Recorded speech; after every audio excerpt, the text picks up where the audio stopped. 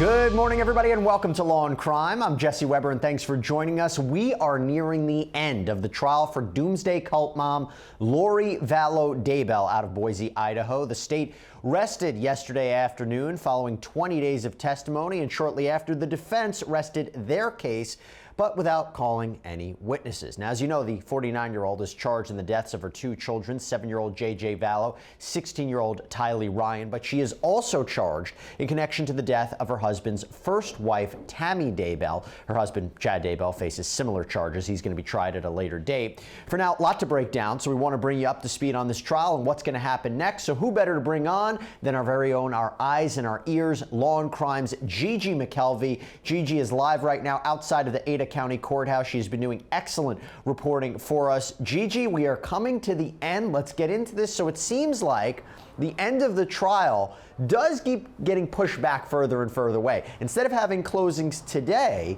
we are going to have them on Thursday, right? That's right. Today they're going to be having some conferences about jury instructions. I'm told a lot of this will be in chambers, so we're not expecting anything really today. I'll be up there just in case they go on the record, but the jury's off today. They will return tomorrow for closing, so that seems to be how the day is shaping up. What do we expect from these closing arguments? Talk to me, Gigi, because when we've been analyzing this case, we have been saying there's certain things the prosecution needs to reiterate, needs to clarify for this jury in their closing. And for the defense, I think they have to, provide a path for this jury in terms of what they have been doing. They didn't call any witnesses during the course of their case. They merely cross-examined the state's witnesses. Walk me through what you expect to happen from both the prosecution and the defense in closing arguments on Thursday. I think the prosecution's just got to bring it back home, and unfortunately, they're going to have to show this jury maybe one last time what happened to J.J., Tylee, and Tammy with photos to bring home the fact this is why we're here, these victims. I also think that for the defense, their openings, if their closings are like the openings, that should be pretty short. Basically, Archibald in the opening said, hey, they've charged her with a lot of stuff. It's up to you to decide what she's guilty of, if anything. So tomorrow, I think the biggest thing maybe is just to say, where is the absolute proof that she killed her kids and conspired to kill Tammy Daybell? I think the biggest thing is going to be that hair on the duct tape that this jury's going to rely on to show she was there. So I'm very confident we're going to get maybe a quick verdict with this case, but I'm very interested in closings tomorrow. They were not lengthy for either side last time. I'm thinking the jury could get this by lunchtime. Just to clarify, you mean the openings weren't that lengthy for either side. Do we have an idea of a time limit for the closing arguments? We haven't heard of any time limit. I'm going to try to find that out this morning if anything is said. I'm also going to try to find out about any time limit on how long they can deliberate each day. I don't know if he's going to set a cutoff time or just kind of let them go, knowing the weekend's coming up. But, Jesse, you and I were talking about this just a minute ago. How appropriate would it be for a conviction to come for Lori Vallow, for these precious kids, and Tammy the weekend of Mother's Day? It would be symbolic for those who are seeking justice for these kids and believe that Lori Vallow Daybell killed her children. I do want to talk about the good news. There's very little good news in this case, but from our perspective, in an effort to be transparent, Judge Boyce has agreed to live stream the verdict. Were you surprised by that decision, considering there has been no video of this trial, no live streaming whatsoever? So A, were you surprised? And B, how do you expect that to play out? I was very surprised, actually. I mean, this has all been done in secrecy for a while now, about 6 months. We really haven't seen much at all.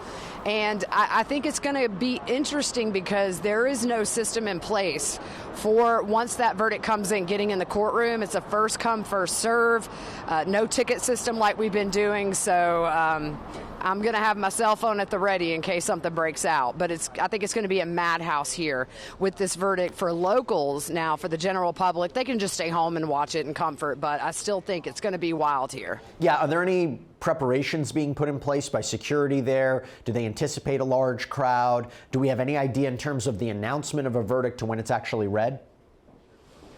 We haven't heard any of that yet as far as a time frame of when we would be told versus when it would be read. I think it probably just enough for all the parties to get here and the family and stuff like normal.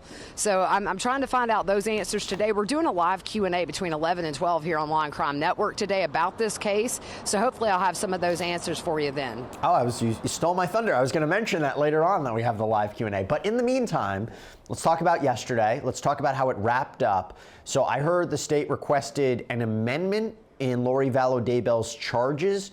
How did Judge Boyce respond to that, given how far along we are in this trial? What was the amendment? What was his response?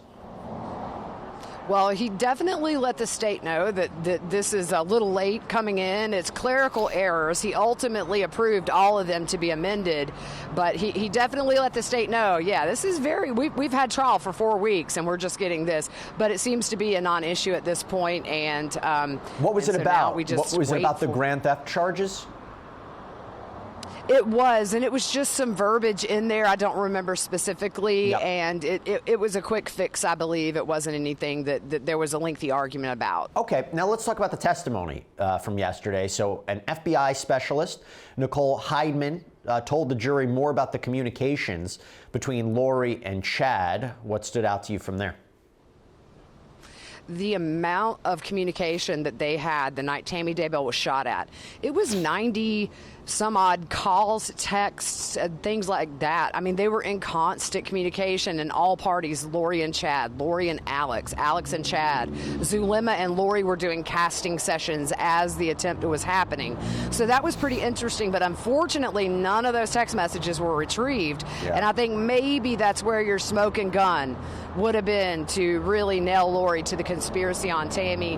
But on that token, I still think that tomorrow in closings by the state, they're going to reiterate Lori was buying rings before Tammy was dead. Lori was buying wedding dresses, wedding attire for Chad. And also she was texting him, encouraging him to essentially hurry this up.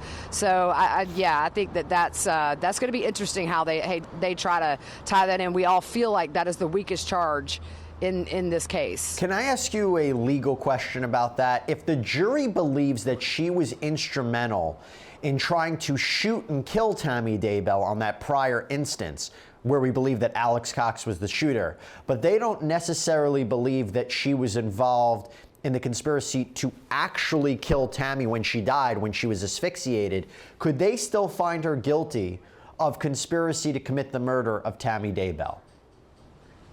So I'm not a lawyer, but I always say I think like a juror. But if I'm sitting on that jury, for me, the pre-planning of the wedding, the text messages to Lori, yep. I really think that's enough for this jury. I've watched their facial expressions. They've been horrified to go from hearing about how they're going to torture the kids to, I love you, I miss you, you're so hot. So I don't think it's lost on this jury that you read between the lines. This is all a common scheme. Yep. And part of that scheme was to murder Tammy Daybell. So I really don't think that it's going to be that much of a struggle for this jury to use their common sense that she conspired allegedly to kill Charles.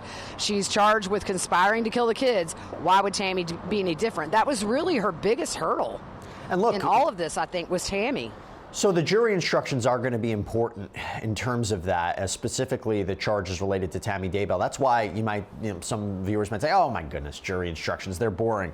Not so. That's going to be the roadmap by which the jurors will use their guide, their toolkit to actually determine how to deliberate. So we have to be very careful and pay attention to that language. Now, the jury also heard from an investigator with the Idaho Attorney General's office, Nicholas Edwards. He investigated the death of Tammy Daybell. Any testimony, any new information that was brought to the table? There was a couple of little nuggets in his testimony. One thing that I thought was interesting is normally Tammy Daybell would park at the long driveway, which is on the back side of the house, and would go in the back door. But on the night she was shot at, she backed into the front driveway, which is much shorter.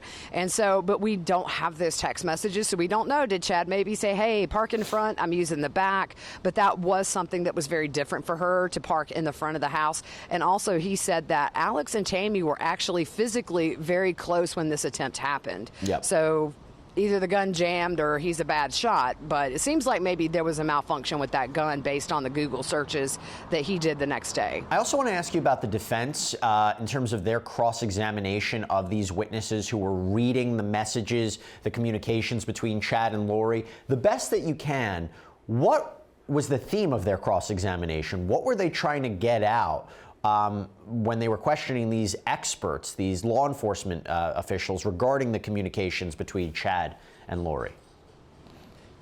With the first FBI agent that was on the stand yesterday, she brought in the James and Elena story in part. It wasn't submitted as evidence as a full story. But ultimately on cross, the main point that Mr. Thomas was trying to get across is, hey, this is kind of fantasy. And she said, not really, because the story mimics how it unfolded with Chad and Lori down to the date and where they were and what they were doing. But he kept pushing that fantasy kind of narrative. Also, the other thing that he did with the 90 some odd text messages that they were not able to retrieve is say, we have no proof they were talking about shooting anybody. They could have been talking about anything. We don't have them, so we'll never know. The witness agreed they don't have the text, but he said, based on my training and experience, I would think they're talking about shooting somebody.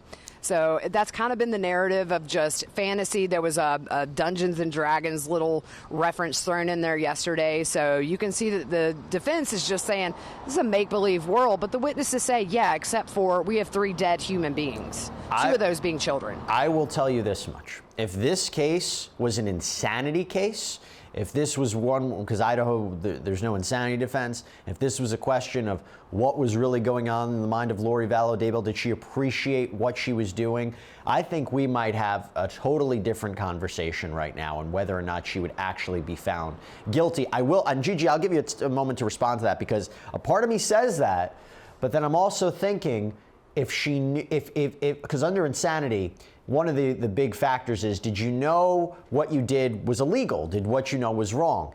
Well, why didn't she never admit to Colby Ryan on the phone? Yeah, I killed the kids. They needed to die because they had demons in them. Why was she asking people to lie for her? Why was she not honest with law enforcement? That, for me, is consciousness of guilt. So even if this was an insanity case, I don't know if she would necessarily be found insane. But, Gigi, I throw it back to you on that.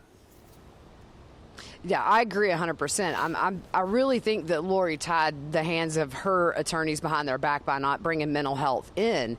I don't know how effective, like you say, it would have been, but at least it's somewhat of a defense. We've seen she hasn't thrown Chad or Alex really under the bus, other than a couple of comments in cross of, well, Chad was able to get the attention of these women and Lori Vallow. So he sort of touched it, but he didn't go there full force. Yep. I think that Lori will be her own undoing, these elaborate lies that she told on the welfare check that's on body cam that this jury will have access to. She did not stutter when knowing her son, allegedly knowing that her son is in Chad Daybell's backyard, yet telling the police, he's with my friend in Arizona, they're at a movie. Then she hangs up and calls and says, don't answer. And by the way, take a picture of a bunch of kids running around and sending it to me so that I can get it to law enforcement to get them off my back. I think that's going to be a big thing that doesn't matter if they don't have a smoking gun or her fingerprints on the body. Things like that, just as powerful when a jury's deliberating. And you look at the Alec Murdaugh trial, in spite of all the lies and everything, it came down to the lie that he was at the kennel. And he said he wasn't. So, I was thinking about that this morning. It really didn't come down to much at all other than he lied. Lori's got diabetes like nobody I've ever seen. So I just don't think this is going to be a hard deliberation for this jury. Well, I have not heard that term before, but I will be using it moving forward. Gigi Mckelvey, great reporting. Thank you so much. I know you have to head in there.